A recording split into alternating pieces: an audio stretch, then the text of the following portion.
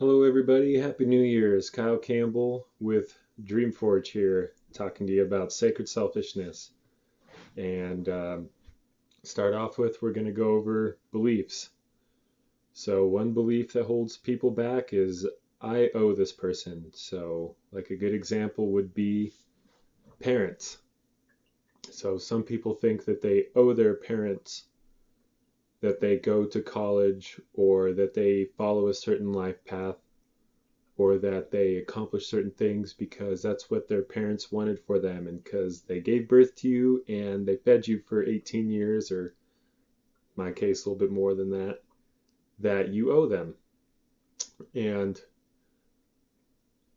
in some cases, that's kind of true. Like if you get lent money to somebody from somebody, or let's say that like you're living with them, you do owe them some respect for those situations, but you don't owe them your life. And that holds a lot of people back, is they think that once they get into some type of situation, like with a boss or with a family member or something like that, that they owe them, and they owe them more than they really do, or more than what's actually healthy and responsible. Um, and so that gets a lot of people in trouble. They say, "Oh, I want to actually do this year. Like, I want to take a vacation," but your parents say, "I want you to be a doctor." And so you're like, "Well, I guess I'm not going to go backpack through Europe," which ultimately that's not going to make you want to be a great doctor, and you're not probably going to be really living out to your fullest potential if you don't do those types of things for yourself and do what you really feel is authentic. And then the next thing is some people think that will fall apart without them, and I was pretty big into this mindset, having worked security at a hospital and at a mall. And, you come across some very intense situations. And I should have had some selfishness and left the job instead of thinking that everything was going to fall apart without me. And me and the company I was working for had a conflict of values, and they actually did me a favor and fired me. And so when I left, I a little bit had the mentality of, oh man, those guys, everything's just going to go to heck and it's going to be no good for them. And it doesn't seem that way. Everything was just fine without me. And I don't think changing my values when I was in that company would have been good for me. Um, but I should have left. I should have left for sure. And I'm glad that I got fired because I don't need to be there. It wasn't what I needed to be doing. I should have been selfish enough to know that. The next thing is I won't be loved or accepted if I don't do this. So let's say you get invited to go out to a restaurant with your friends, and your New Year's goal is I'm going to eat healthy every day and have, I don't know, one cheat day every month or whatever you're doing. But you decide to go, even though it's not your cheat day, and you want to get some green tea or whatever to just hang out and talk. And your friend says, "Man, that's weird. Like you're not eating with us. And you should be eating with us. That's weird. Like you can't just splurge this one day." And inside, man, like I don't even really want to eat this stuff. Um, but you kind of get talked into it because you want to feel like a member of the group, which is also what that person is doing when they're trying to get you to do that. But that's okay. Um, so being selfish enough to realize, hey, I'm still out here with you guys. If it makes you that uncomfortable, like, it's not something wrong with me.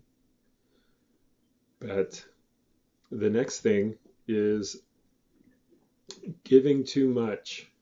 So a lot of people do this. I had a lot of this in the healthcare industry. I did a lot of this in the healthcare industry. giving too much. More specifically in a hospital environment, in an emergency department environment. um, so you can't give what you don't have.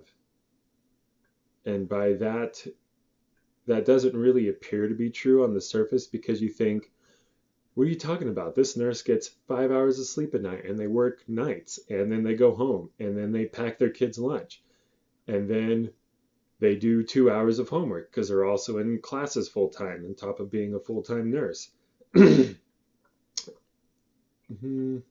You look at those people, and they're typically in adrenal fatigue, and they got bags under their eyes like me. I'm still having some kidney and detox issues, so that's why I got those. I earn these from my job, not being selfish enough to take care of myself.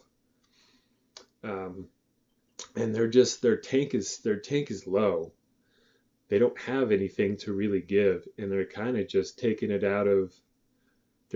away from their bones, and they're taking it away from their endocrine system and their nervous system, and they got headaches all the time, and they don't feel good because Dr. Quiet's coming along and saying, hey, knock it off.